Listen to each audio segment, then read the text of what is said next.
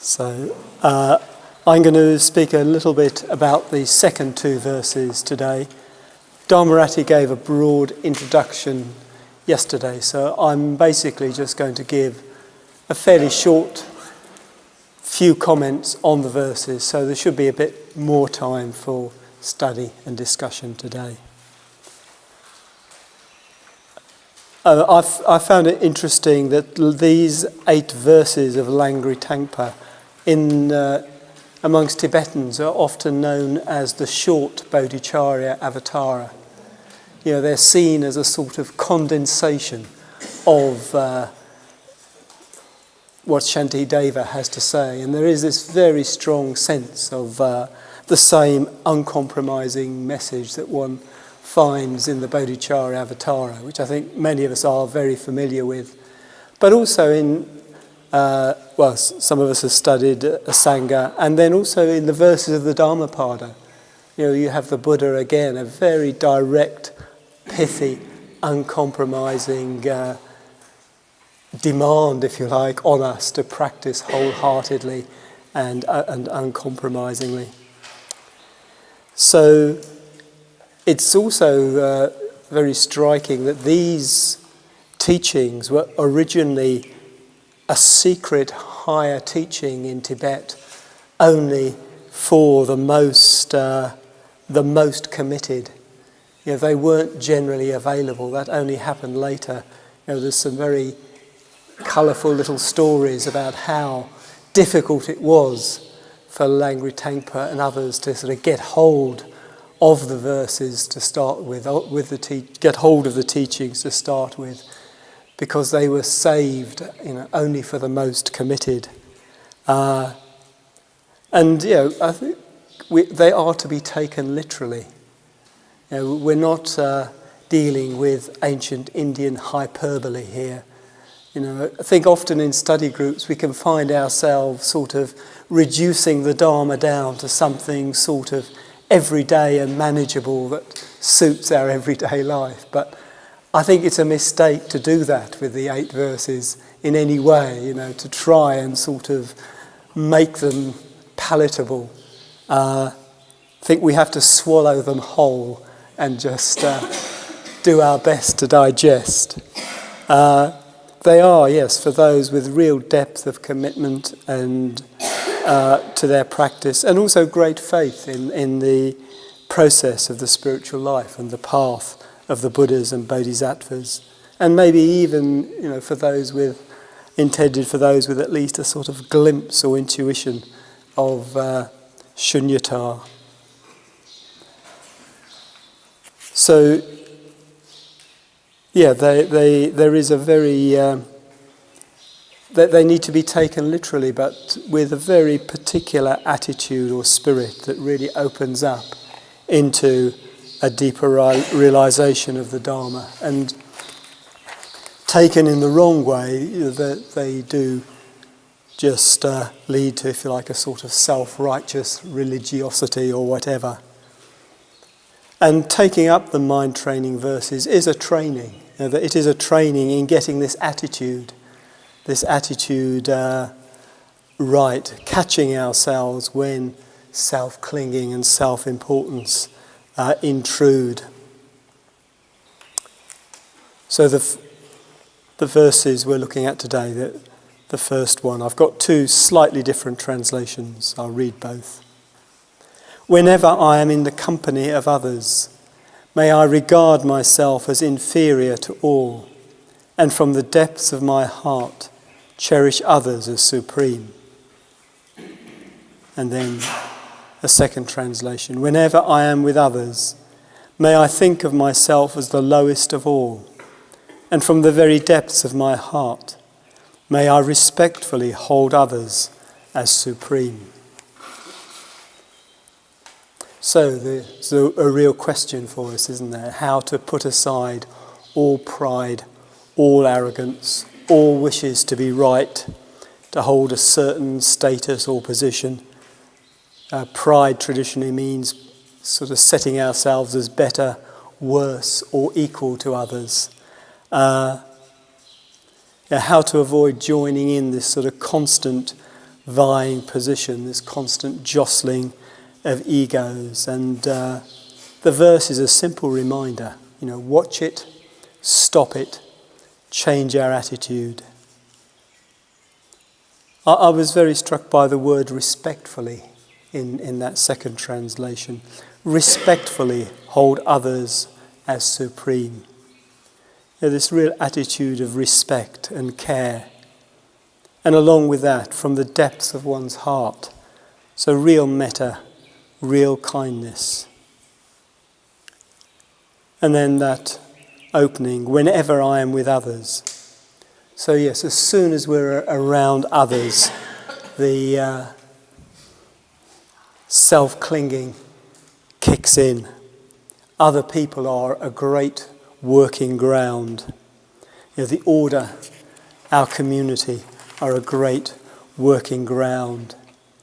It's easy to be spiritual on our own, or at least to think we're being spiritual when we're on our own. But as soon as other people are there, our buttons start being pressed. Sitting on the plane, flying from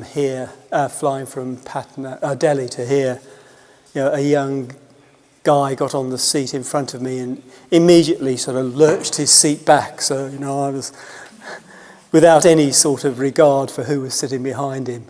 And then he pressed the button and had the air hostess fetch him some water, and in a very sort of offhand way. And I felt myself, arrogant so-and-so, just sort of, and just catching that, and what is going on here, and recognising, there must be some sort of insecurity behind this sort of behaviour. There's a human being trying to sort of find his place in the world. And I noticed later on the air hostess asked him to put his seat up when the meals were being served, and he did it very politely. And later on, when the meal was being cleared away, he asked the air hostess if he could put his seat back. So he didn't ask me, but at least he asked her. So, just sort of noticing, there was a certain sort of vulnerability there as well. But I did see I had to work at it as well. It wasn't easy just to sort of find a sort of empathy for him. And we have to decide again and again, when does it matter and when doesn't it matter in terms of how we respond to people. It's not a matter of being a holy doormat. We do need to go past our instinctive, defensive, aggressive responses, and just learning to listen to our bodies, to the sort of messages in our bodies, the sort of tightening and so on, the signals that tell us that these responses, these self-clinging, self-referring responses are coming into play, and just learning to step back from them again and again,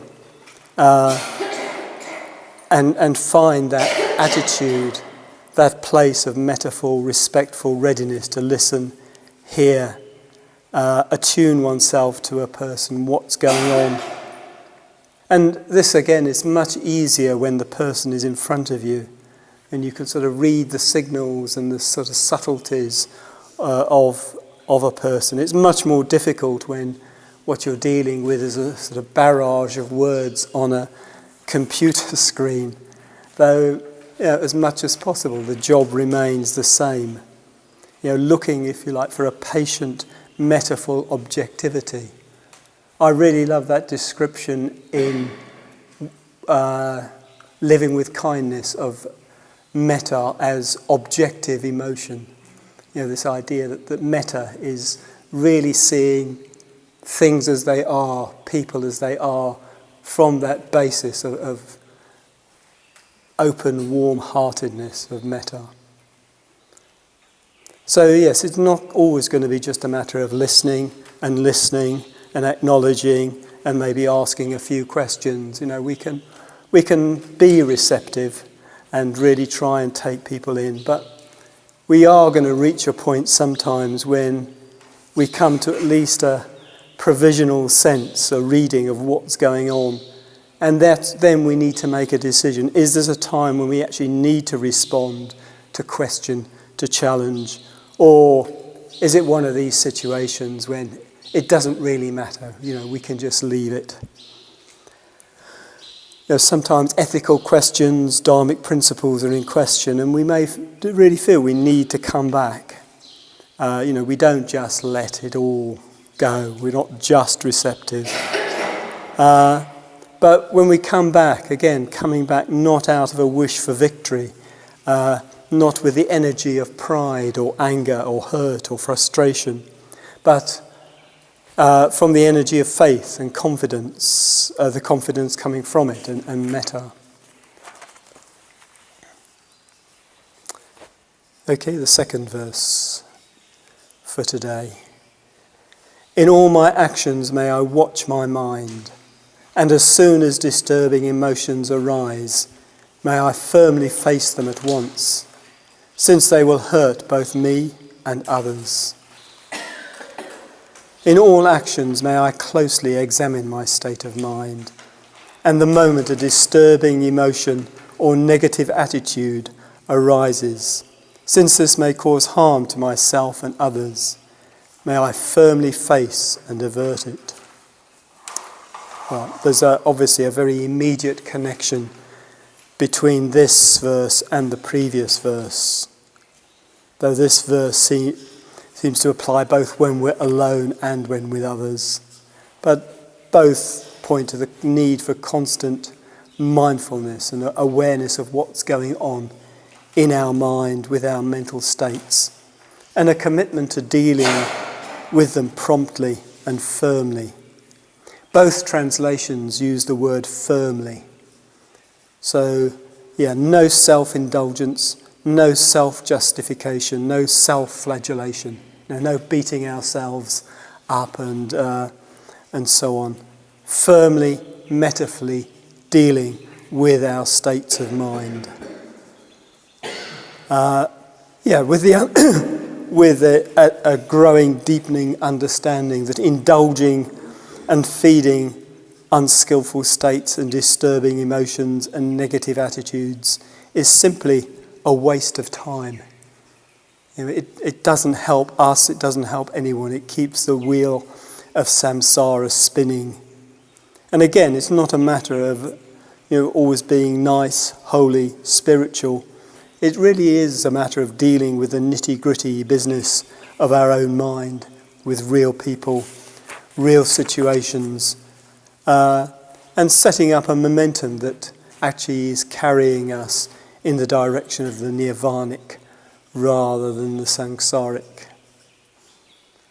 And just as a footnote, I've just had an increasingly real sense in learning from the past difficulties, the controversies of the last year, how it really is so essential to try and remain grounded in the Dharma, in this attitude of the mind training verses that the mind training verses encourage in us. That really has to be there, that has to come first. If there are issues to resolve, if there are doctrinal positions to clarify, whatever, it all needs to come again and again out of this attitude that the mind training verses are encouraging in us.